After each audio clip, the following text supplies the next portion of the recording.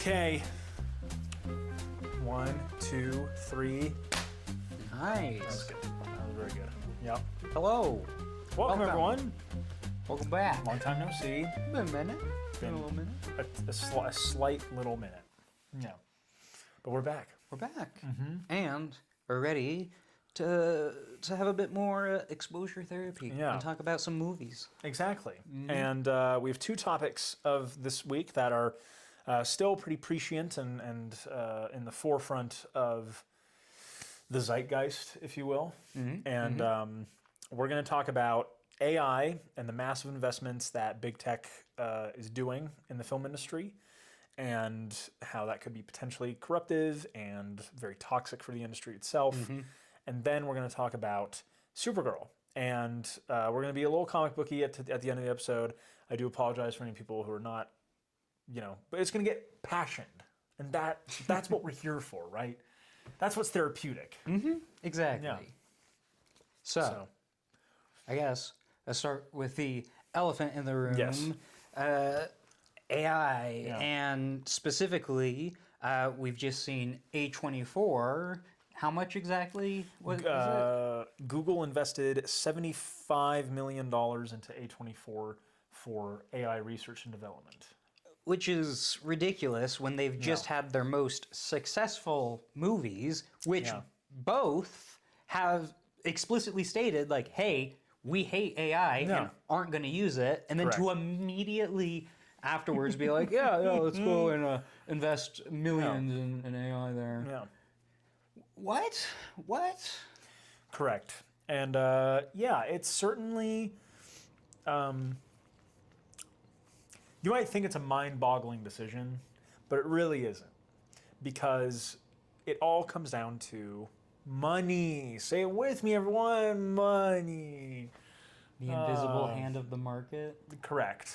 And so it all comes down to money, and it comes down to cutting jobs. Yeah, and saving money. It comes down to money and saving money. A24 has been in a bit of a rut financially at times. They, I think a couple years ago, started doing, they want to invest and bank big on IP.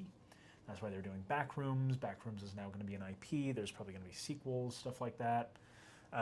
They're banking on more safe, ways to make money. They don't need to. Well, they don't. And they kind of do. It's similar to, I think, probably the games industry, where you have these live service games that are your big, bankable money makers, which then allow you to make your riskier single-player games that might not sell as much. And that's just kind of the way of the beast right now. So, you have what Disney should be doing is making hella independent movies from, Marvel and Star Wars, but that's... Apparently they don't want to. They're not going to do that. Well, I mean, when they do, when you get Mandalorian and Grogu, so I guess... Well, that's not even an original film. That's an IP. I guess, since it's, within it's already sequential. Yeah. But what you do get is, you do get Pixar. You get Pixar films. You get those original films. That really is their vehicle for original IP. Yeah, like Toy Story... Oh. Okay. Well, there's Gatto, which is a new one. Yes. Mark Ruffalo. There are some original Pixar films that come out. But again, you have your big bankable Toy Stories and Incredibles and stuff like that. And so A24 went to try to do big bankable IPs. But now AI is coming in because they're realizing that there probably is a financial gap. And for whatever reason, they think that AI is going to be the savior, and it's going to reduce the workforce, or it's going to just help quicken the workflow. But really, it's such a blanket term when it comes to research and development.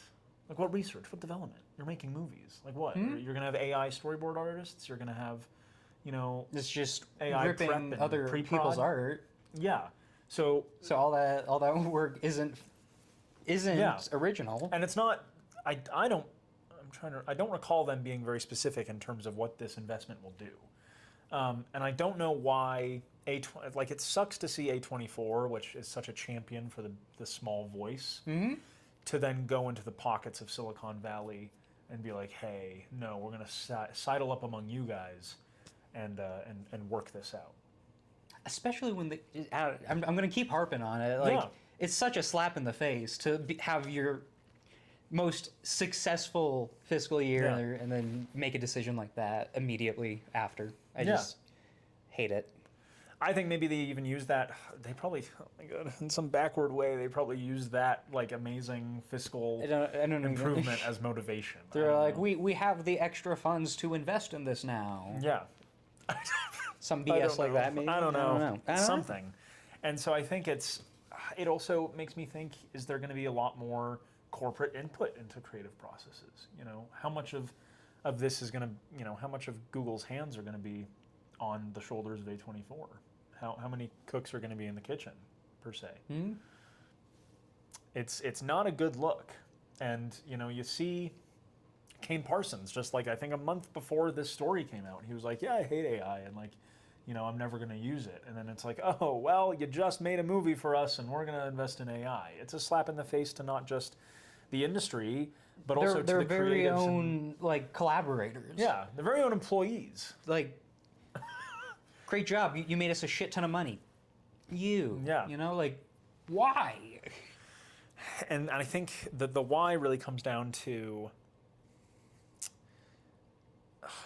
it just becomes this form of like, I think pressure. I think some of it is maybe industry pressure. There's a lot of other AI think tanks and things like that that have invested into other companies. But I also feel like they probably thought, oh, well, this is the only way that we're going to be able to crawl ourselves out of the muck, is if we do this investment. I don't know. There's a lot of, when you think about, like I've watched, shout out to the YouTube channel of Jason Schreier, reporter on Bloomberg. He talks about how corporations, it's like when we're directing, like when we're told to, when we direct a villain in a scene, we talk to that villain as if they are the hero, as if they are doing things that are good. Well, corporations have a very backward way of thinking that what they're doing is saving their company and saving themselves. Yeah. So their backward way is thinking, oh, well, we're going to invest, Google will happily take their $75 million investment to then save our company and to give us more of a cushion for our creative endeavors.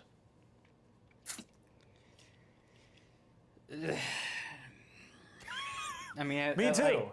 Have they never heard of the too good to be true? Yeah.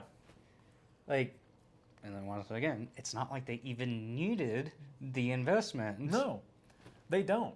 What you should have been doing is maybe invest more into crowdfunding. Can you imagine A24? Yeah.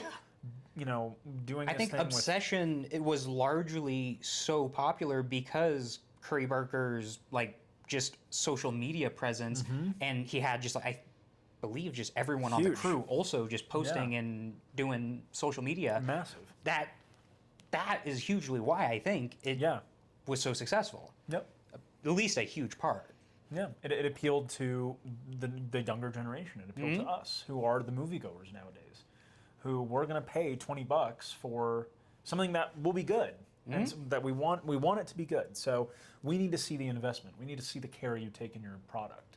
And when it comes to Backrooms, they did that. When it comes to Obsession, they did that. And you look at Obsession with Focus Features, which is a Comcast company. You look at what they're doing. You don't see Universal being like, we're going to make.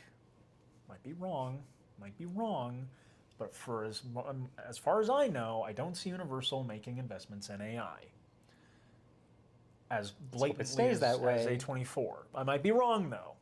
I might have not read the news as much as I should have, but I don't see that.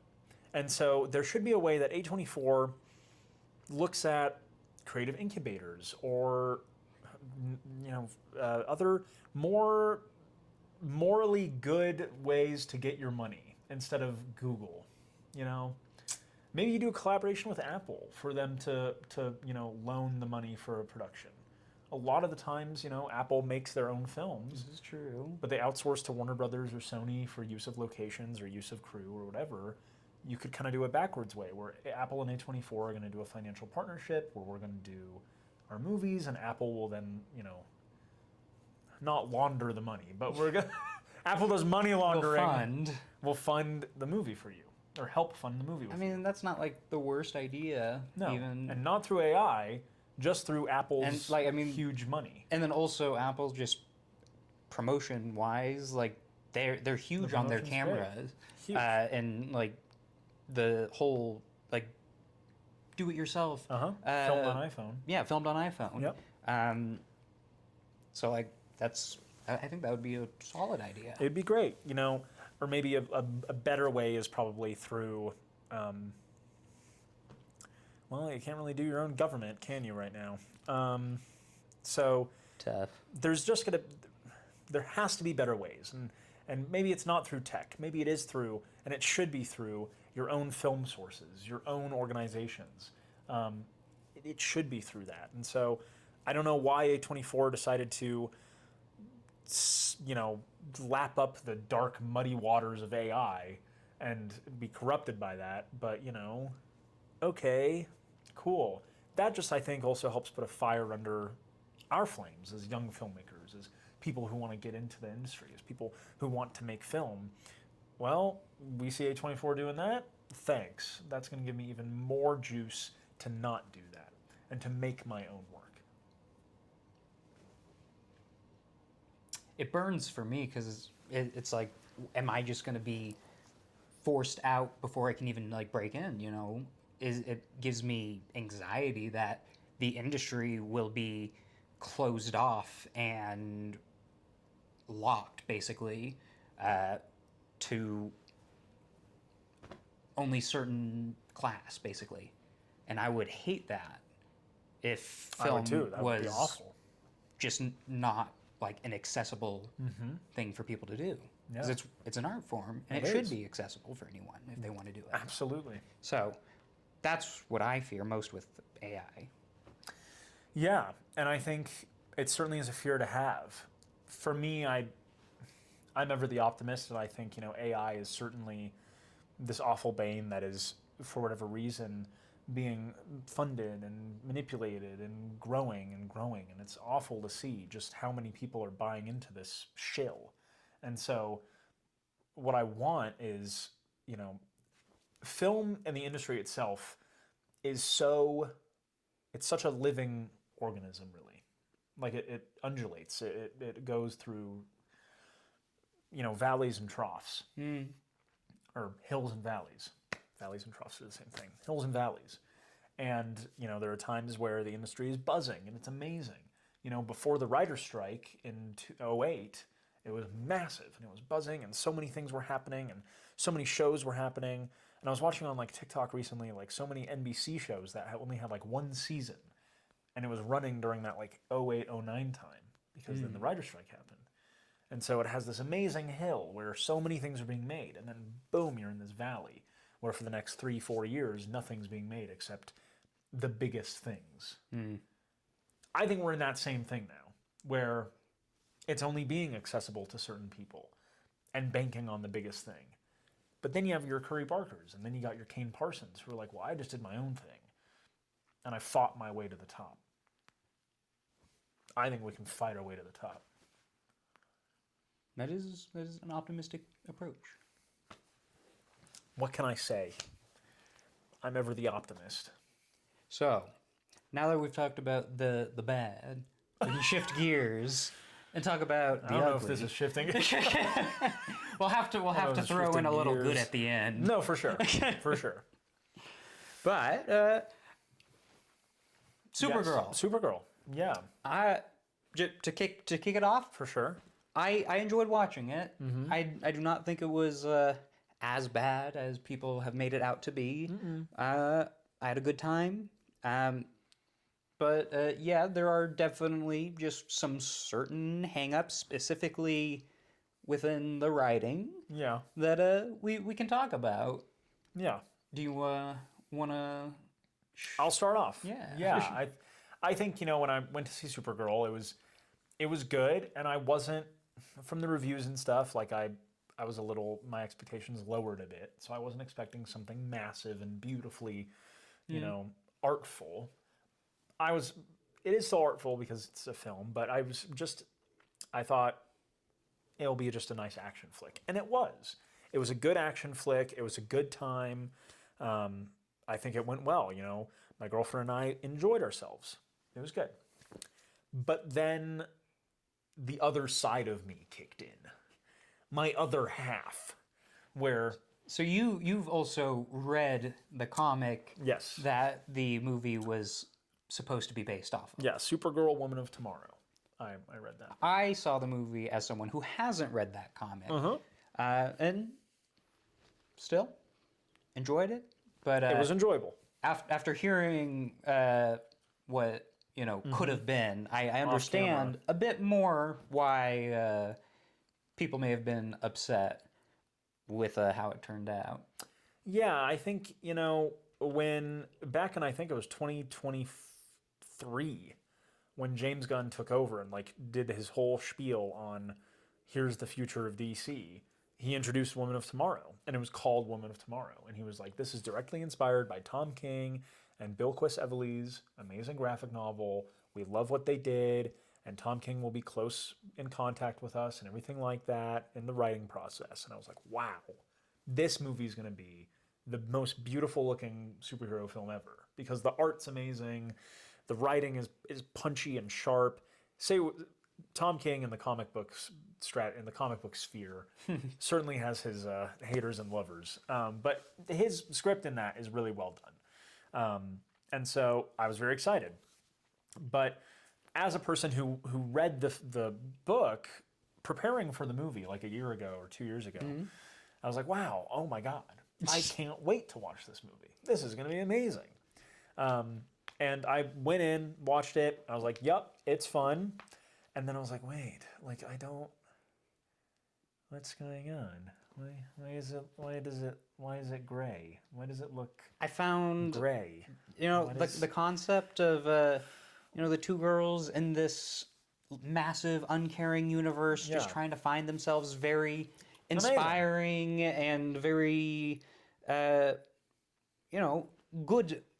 loving story, but then this is my biggest hang up with the movie. The entire time, as I think, spoilers. Spoiler. Supergirl is saying, you can't kill. Shouldn't have to carry that weight. No. And in the end, she kills the guy she's been saying not to kill. And I get it. He's an irredeemable evil guy, and I don't know, what you could have really done with him, but I don't know. It just was very conflicting. They wrote themselves into a corner with that. And then you told me how the comic actually ended, and I was like, oh, well, that's way more interesting and impactful and would you like to share how it originally ended? Sure. Yeah. So first of all, this is nothing in terms of. I think first of all, Millie Alcock as Supergirl was phenomenal. She was great. I think the performances were very good. The performances were very good. I think the script certainly did have some faults. Overall, I think the script was serviceable and it was very well done. Anna Nagira is the writer, and she also is going to be penned to write the Teen Titans movie as well as the Wonder Woman movie. And I think she has a very good understanding of these characters. But I think something was lost in pre-production or whatever. Maybe it was the first message where it was like, we're not going to make this like the comic, which I feel just might have put everyone in a tough situation. Because the way the original comic ends is Ruthie is an old woman, and we time jump a little bit. She lives out her life without carrying the weight of killing anyone or anything like that, and being in awe of how great of a hero Supergirl is, and how Supergirl, like her cousin, is an inspiration for people. And so Krem then visits her, Krem being the main villain and Krem being the killer of Ruthie's parents. And Krem visits her in his older age, and he kneels before her and gives her her father's sword after all these years, and is like, here you go. And he's battered, he's bloody, and he's tired, and he just wants to die. And Supergirl, tells Ruthie, I believe, tells him, don't do it. Don't kill Krem. You're not going to take that guilt with you.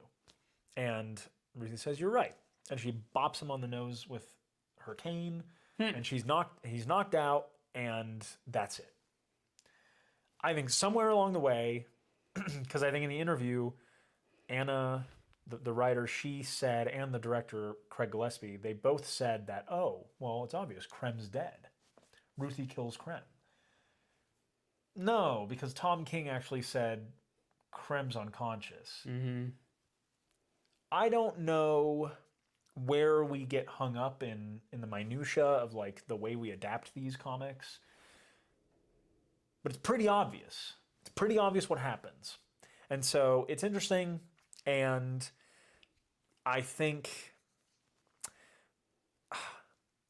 Supergirl isn't just I'm metal Superman. I'm not my cousin. I kill people. I drink. I love the line when it's, I believe it was her mother, but she says, like, you're allowed to be tough. Yeah. And you don't have to be, like, nice, but Yeah. you have to be kind. And I was like, that's a beautiful kind of like summation of, I think, what she is supposed to be. At least, like, in what I'm seeing, this movie, this adaptation. And those Krypton scenes were great. Yeah, they were really cool. So shout out David Krumholtz, by the way. He was great as her dad. Yeah, he was cool. I love when they're running out and you see Superman's pod leaving, and like, they're gonna make him a warlord. Oh my god, that's a warlord. Yeah, so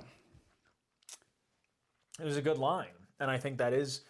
And that's why I think still, Anna Nagira, the writer, she like has a good sense of that character. Mm-hmm. But for whatever reason, either studio or director or something was kind of pressing on the narrative and like changing things to make it more tough, to make it more brash, to make it darker, and then we'll just have her kill him. And it's like, what? Yeah. Why? And I feel like that's a more casual response to the story. Mm-hmm. Because like casuals would be like, "Oh, just kill him, Supergirl. Just get rid of him. Yeah, Don't he's be like your cousin. Evil, terrible guy. Yeah, just kill him. Just kill him." But a better story, more interesting, more true to the character and their values and what they represent, and the story we're trying to tell. Yep. Is don't do that. Yeah, like there's an option. There's choice. Yep. And with that great power of a superhero, you don't have to. And that's what makes you a hero. Yeah. That's what sets them apart from their rogues gallery. They don't kill. Mm-hmm. That's literally like the biggest difference with Batman and Gotham. The only reason why the police, even put up with him is because he doesn't actually kill. Yep. They still freaking hate him. Yeah. They're like, Bat freak, what's he doing here? Stealing our jobs. Yeah. So I think like that is what sets it, like you said it great, Reese. Like that's exactly what happens. And so it's just strange to me. And I wonder when Man of Tomorrow comes out, because she's going to be in this movie, in the Superman sequel, what's going to happen? Do you think Superman will learn about it and address you killed someone? I think he will. I think it should be addressed, because I have a feeling that she's not going to kill anyone in that movie. I hope not. And if she does, well, okay, I guess we're going to lean into her being a killer. Okay.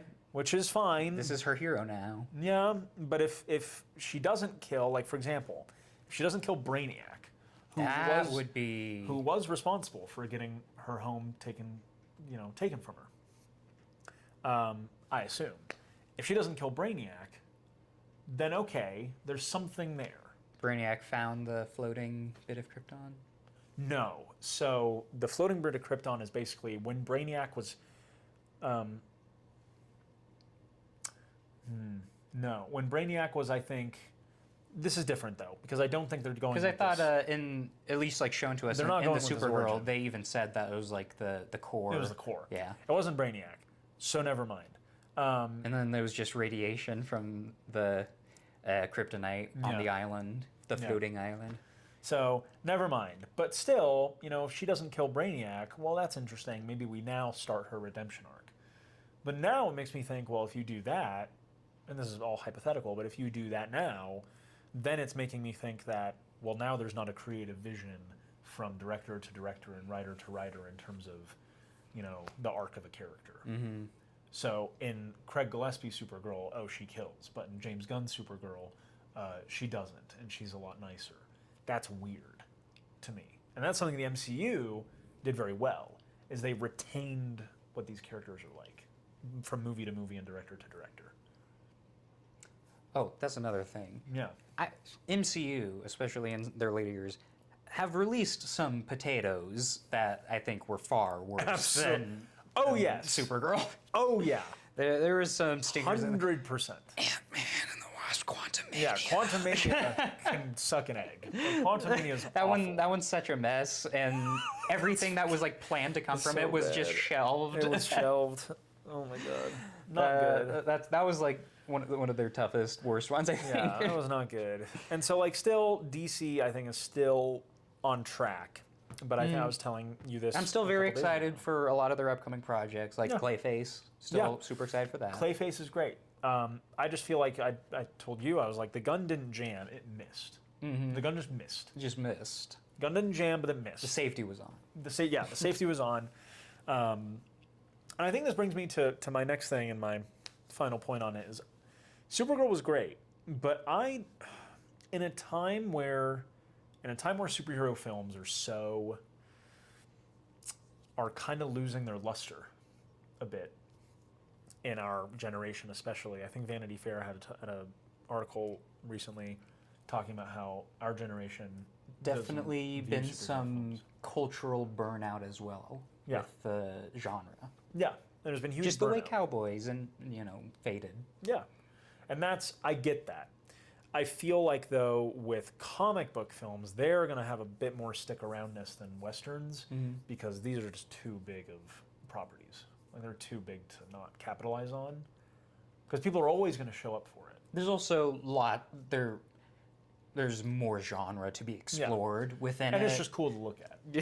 Yeah, Cowboys is very specific to a certain time period and absolutely fairly much place. I mean, there's only so much of the Wild West. yeah, it's not wild anymore, really. That too. Yeah. But with the whole Absolute series, very cool. Please read. Like, kind of darker, not full horror, but thriller, new age riskier. stuff. Yeah, riskier. And then also, what else you got there? I got a bunch of absolutes. Yes. Yeah, or with Ultimate Marvel and stuff like that. Some riskier moves. Though, oh my god. They're doing, I know you, that's another horror one, but the Marvel Dark Midnight. Yeah, that's cool. We'll see if it lasts. Something. We'll see if it lasts after 10 issues. So we'll see if it lasts. If it's any good. But I think that'd be really cool too. But I think in terms of DC, I don't know if Supergirl should have been the next film out the gate. I think what you should do, and I'm sorry, but you need to bank on your success, and you need your big characters. And if there really isn't, and I'm not trying to be like a DCU alarmist or anything, because there's movies are coming out and they look great and they're going to make money. They're going to make their bank. Clayface looks sick, and I think that might be a sleeper hit. I think it would be. Looks really good. But I think Mike Flanagan, you beauty. Yeah, Mike Flanagan, like hell yeah. But I think that you need your big hitters. And we all know who those are. We know it's Batman, and we know it's Wonder Woman, and we know it's Superman. You have one of them. I want to see Batman. And I want to see Batman too. I mean, it could just be Pattinson. Why don't we just make it Pattinson? I don't know why. And we'll see. I don't know why. God, I don't know why. He's right there. He is. He's right there. He is right there. I don't know why, but you have to bet on your bigger characters. Even if they aren't good, they make money. Wonder Woman and Batman v Superman, I think, made $660 million at the global box office. God, and that's in 2016. So now, adjusted for inflation, that's almost up to $1 billion global. It's a lot. And it's not a good movie. It's not. It's not a good movie, but it made hella money. It made bank because guess what? It had Batman, Wonder Woman, and Superman. And you need those bigger characters to then bank on a Gorilla Grodd TV show with Jimmy Olsen as a host and it's a true crime show. That sounds sick, but I'm sorry. Where's Batman? Where's Wonder Woman? Like the investment is going to die down if you don't focus on your bigger characters. If you just keep doing, I'll tune in. My comic book cape shit ass. I do like that they're doing new, interesting things. I love it. Or like taking a different direction. I don't mind seeing Supergirl before Wonder Woman. As important as she is to the DC universe, and she hasn't as had one a of movie the three in pillars, 6 years, but yeah. I don't mind seeing these other stories, other characters. Me either. But you do have a point of like these are the flagship characters. Where are they? Like they are going to carry a lot of the story. They would be likely the most common, like recurring or returning and being featured in other stuff. Yeah. They're hugely important to the universe. They are. So yeah, I mean, we do have to see them hopefully sooner rather than later. Hopefully. But in the meantime, I do like. You have a point. I don't think the Gorilla Grodd with Jimmy Olsen is entirely necessary. Not really. But it could be fun, and who knows we don't know what they're going to do with it. Maybe it's a way to introduce a bunch of different villains or heroes for future stuff. Especially if you said it's like going to be true crime. I think it'd be funny if they were true crime looking for like a villain of the week, basically. Yeah. And that would be like a really fun way to see a lot more characters' faces. It would be super fun. But yeah, just with where we're at right now, it's like, why is that?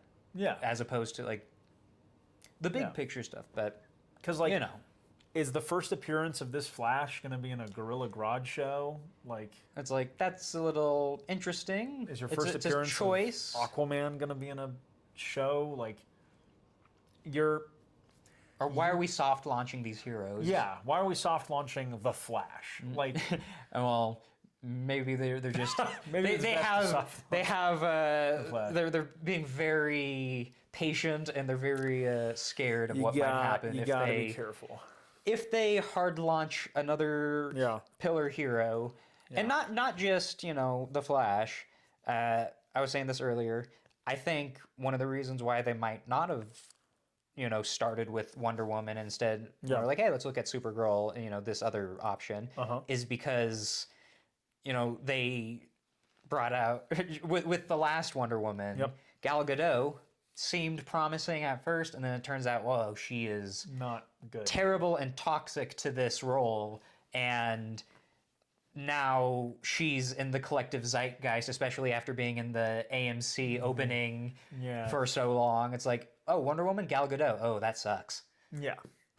And maybe they're worried to touch it, and they're like, oh, let's get other stuff, more interesting stuff, explore before going back and rehashing the same stuff they just did. Yeah. Which is also, I think, fair, because I would also be kind of tired. As I said, there is,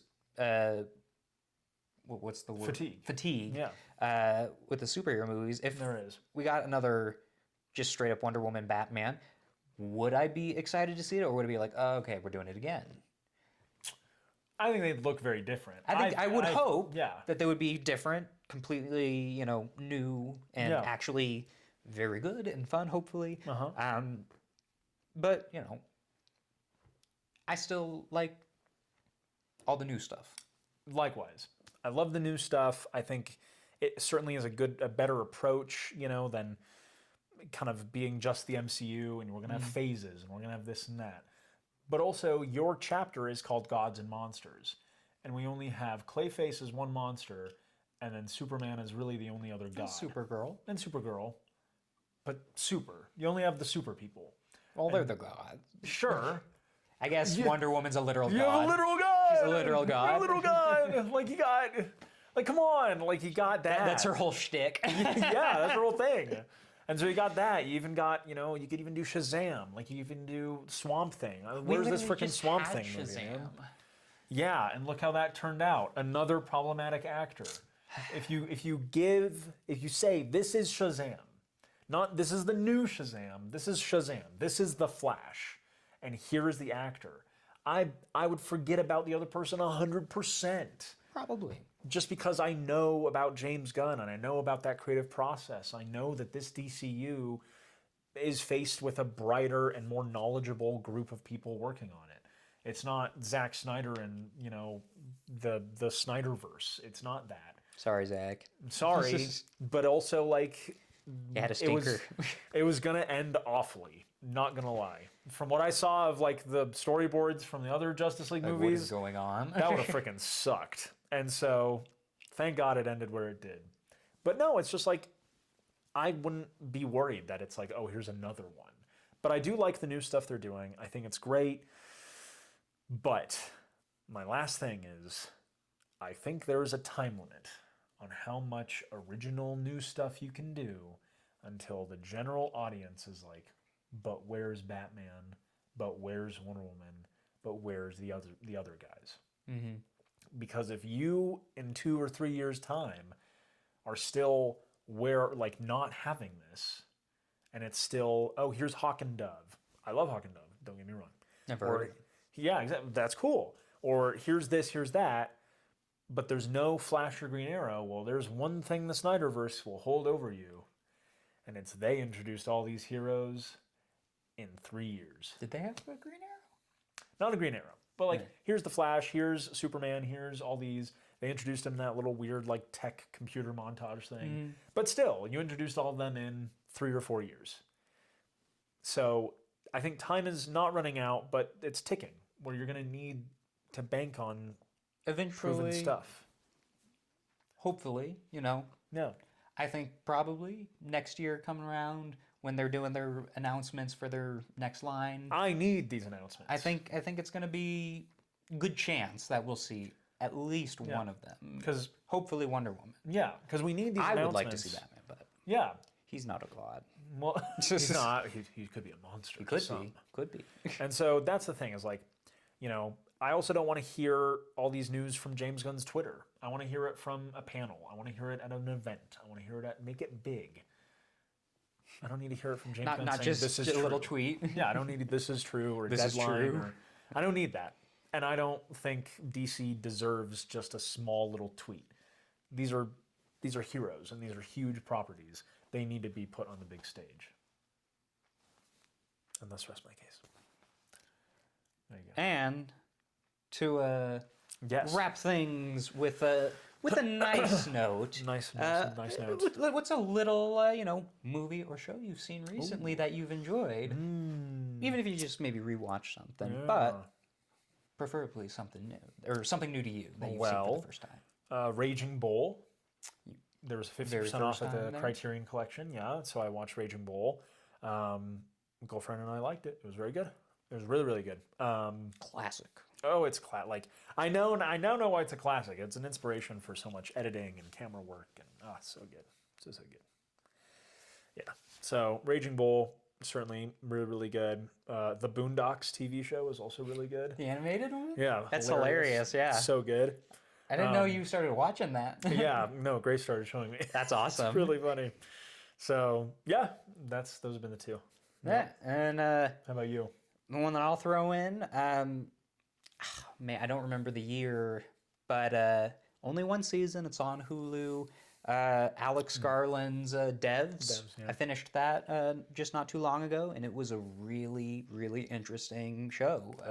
Very highbrow sci-fi concept, having to deal with quantum computing and causality and complex stuff. Latent determinality, all these really big lingo words thrown at me, and I'm like, realities. whoa, that's crazy. No, but it was a very interesting show.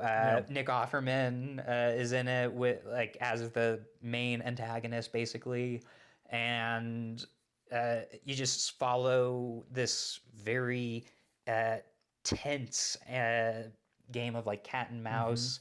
It is a mystery trying to be solved, but at the same time, you kind of like have the answers, and you also know that like the bad guys have a lot of the answers, if not all the answers already, and like you're stuck in their system already before you even know it, and then it becomes like, well, or it, like by the end it just expands to like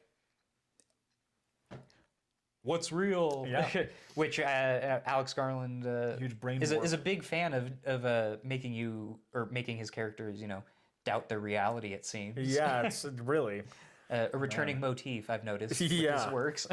Really. But yeah, it was great. It was visually stunning.